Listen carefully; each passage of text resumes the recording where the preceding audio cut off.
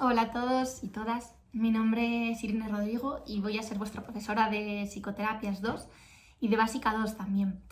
La idea de este vídeo es poder daros algunas orientaciones sobre cómo estudiar cada asignatura y hoy nos vamos a centrar en la asignatura de terapias, que como sabéis, Terapias 2, la segunda parte, está dividida como en tres grandes bloques, que son las tres grandes olas de terapias, que son las terapias conductuales, primera generación, terapias cognitivas, segunda generación y terapias contextuales.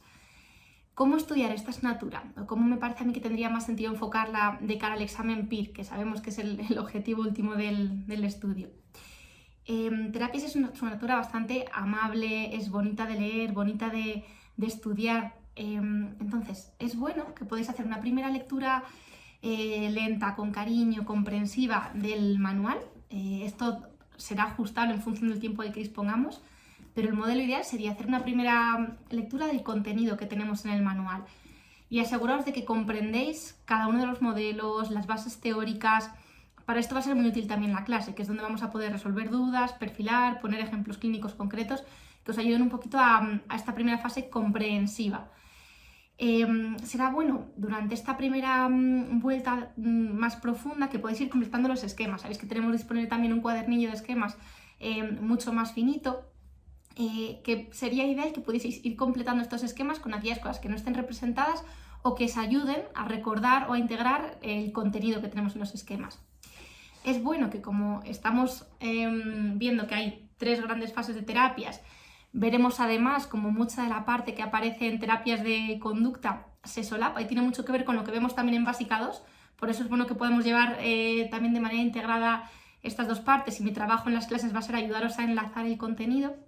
Que hagamos esta primera vuelta despacito y luego lo vamos a hacer un nuevo barrido una vez vistas las tres generaciones de principio y fin, que podéis hacer con una lectura de los esquemas, pero que de algún modo os va a ayudar como a situar qué forma parte de cada bloque y poder conectar y enlazar las ideas y darle un sentido, que luego os va a ayudar mucho más en esta segunda vuelta a afianzar el material. Tras esta primera vuelta, que como os digo, trabajaremos, insistiremos mucho en las clases, sería ideal que pudiésemos desarrollar como pequeños esquemas, tablas de conceptos más de contenido mnemotécnico que os ayude a asociar autores con técnicas, aspectos específicos de cada técnica que han sido más preguntados en el examen, y estas tablas, reglas mnemotécnicas y un poquito asociaciones que más pueden caer las vamos a trabajar también durante las clases. De modo que tendríamos una primera vuelta comprensiva e integradora con la que completaríamos el material. Después estaríamos un repaso rápido para situar mentalmente dónde está cada cosa, y en una segunda vuelta tendríamos que ir creando un poquito este material que nos va a ayudar a fijar las cosas que tenemos que memorizar más. La tercera vuelta deberá ser ya muy express y muy de refijar contenidos y asegurarnos de que no se nos olviden ninguna de las cosas más importantes.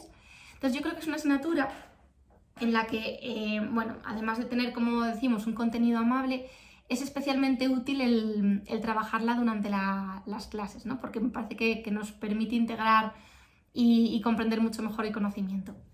Tipos de preguntas que han venido cayendo de esta asignatura, pues veréis que si cogemos toda la perspectiva del examen PIR, desde el principio de las convocatorias había muchas preguntas de autores. ¿Qué autor desarrolla qué técnica? ¿Qué modelos? Si bien es verdad que estas preguntas están teniendo mucho menos protagonismo en los últimos años, sí que hay algunos autores o algunos nombres que convendría que nos suenen, pero sobre todo están cayendo preguntas en la línea de identificar técnicas específicas, saber aplicar de manera muy concreta aspectos de cada una de las técnicas y luego reconocer las características más teóricas de base de los modelos, ¿no? Un poquito cuál es la lógica de intervención de cada una de las estrategias. Os pongo aquí algunas preguntas para que tengáis en mente y podáis representar el tipo de preguntas sobre las técnicas que caen, ¿no? Esta que nos cayó sobre cómo se denomina la variante del tiempo fuera, en la que al sujeto se le impide el acceso al reforzamiento y no puede ver a los demás aunque permanece en el mismo lugar. Y tenemos que saber que se refiere al tiempo fuera de exclusión, que es uno de los subtipos del tiempo fuera. O esta pregunta más reciente del ejercicio de dirigir los globos oculares al centro de la frente y hacer surgir un color en la imaginación. De qué tipo de técnica de tratamiento forma parte de esta tarea. Tenemos que saber qué es el entrenamiento autógeno. Y luego, preguntas más en la línea de conocer las bases teóricas, pues algunos ejemplos podrían ser estos. que aconsejaríamos a un paciente con agorafobia durante una sesión de exposición en vivo que nos comunica que se siente mal, ¿no? Que cree que se va a desmayar y que necesita abandonar la sesión. O esta de este último año, respecto a las diferentes modalidades que se pueden utilizar al aplicar las técnicas de exposición, tenemos que saber cuáles son las que tienen mayor eficacia, ¿no? Señalando que son la exposición en vivo y la autoexposición. Otra última reciente que nos pregunta por la desesperanza creativa, que es un concepto propio de las terapias de tercera generación y tenemos que saber definirla. Pero bueno, un poquito porque os hagáis una idea de lo que tiene que ver con los modelos. Y preguntas más de bases teóricas, pues tenemos por ejemplo esta pregunta que nos plantea cuál es el primer procedimiento clínico modelo que incluye el mindfulness como parte fundamental, ¿no? Y nos ponen varias terapias que trabajan con mindfulness, pero tenemos que saber que la de Linehan es no solamente una que prioriza mucho este componente, sino que además es la primera en desarrollarlo de las que nos plantean. Bueno, un poquito porque veis el tipo de preguntas. Como veis, el nivel de profundidad o complejidad es muy variable, de conceptos más superficiales o de saber un poquito de qué va la técnica hasta conceptos muy específicos de cómo aplicarla o de priorizar unos modelos frente a otros que tienen características similares.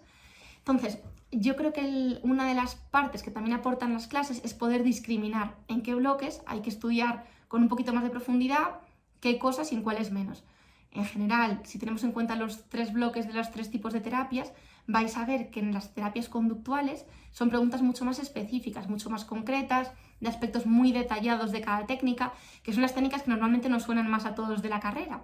En las terapias cognitivas, que como veremos un poquito más adelante, están cayendo menos en los últimos años, son preguntas más del modelo general. Y en las terapias de tercera generación vamos a ver más preguntas de comprender los conceptos en que se basan estas terapias, los cambios que suponen con respecto a los modelos previos, porque no tienen tanto técnicas específicas como vemos previamente, como un poco una filosofía de intervención diferente. Entonces, la manera de estudiar cada uno de los bloques también va a ser un poquito diferente y nos va a exigir profundizar en elementos diferentes. Sobre qué priorizar, que ya sabéis que nadie tiene una bola de cristal, pero lo que sí que podemos utilizar es la tendencia de los últimos años del examen. Sí que merece la pena deciros que en toda la historia del examen PIR lo que más ha caído con diferencia son preguntas sobre la primera generación de terapias, las terapias conductuales.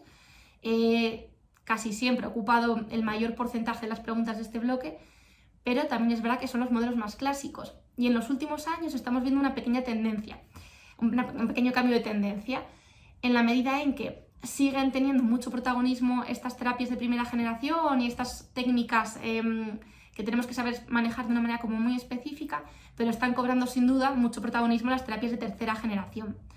De modo que se podría decir que ahora mismo sería difícil saber qué priorizar, si las de primera o las de tercera generación, y yo creo que merece la pena hacer un estudio profundo de ambas, aunque como os digo, con matices diferentes. Quizá más específico, más detallado y más de cosas que nos podrían liar en discriminar entre técnicas en la primera generación y más conceptual, más comprensivo de las de tercera generación. Os traigo un breve repaso de las preguntas que han caído en los últimos años. Como veis un poquito en este gráfico, en la convocatoria 2020-2021 seguía apareciendo una mayor representación de las técnicas conductuales, ¿no? De las preguntas que nos hacían conocer conceptos de las terapias conductuales, pero las más modernas, ¿no? Las cognitivas modernas, las de tercera generación, tenían ya 3 de todas las preguntas totales que eran bastante representativas. Un año después se nos equiparan las preguntas que nos plantean tener conocimientos de primera generación y de tercera, con 4 y 4 preguntas de cada uno y una pregunta periférica.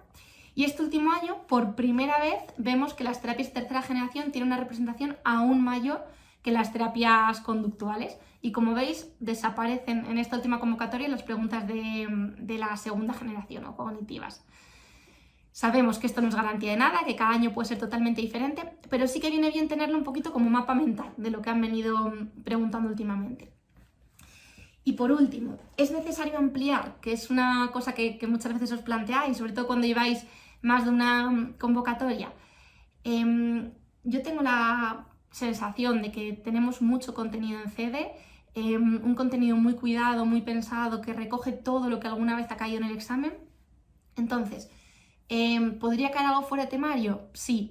En terapia ha caído fuera de temario muy pocas veces en la historia del PIR. Tenemos casi todo recogido y es más eficaz, diría yo, estudiarse bien lo que tenemos en el manual que ampliar. Entonces, mi recomendación sería no ampliar, priorizar el contenido del manual y preguntar por el foro, en clases, cualquier pregunta que podáis tener o cualquier cosa que nos termine de quedar claro con el contexto que damos. Utilizar los esquemas sobre todo para hacer el estudio memorístico. Y aquí os traigo algunos manuales que me parece que son quizá los más asequibles o manejables, si aún así decidís ampliar un poquito de contenido. También os diré que si me permitís un consejo más, si os empeñáis en ampliar, os diría que me pidáis artículos concretos de modelos de terapia específicos que queráis, más que coger el manual y estudiarme todo lo que aparece sobre terapias de conducta. Quizá preguntarme, por ejemplo, no me queda clara la terapia metacognitiva de Wells, ¿no? Y tengo material preparado un poquito más concreto, dirigido y manejable que ayuda a integrar y comprender los conceptos principales. Y sobre todo, lo que sí es necesario y sí que me parece indispensable en esta asignatura es aprovechar para disfrutar, para conectar con la clínica, para entender los modelos de terapia, lo que vais a hacer cuando tengáis pacientes delante.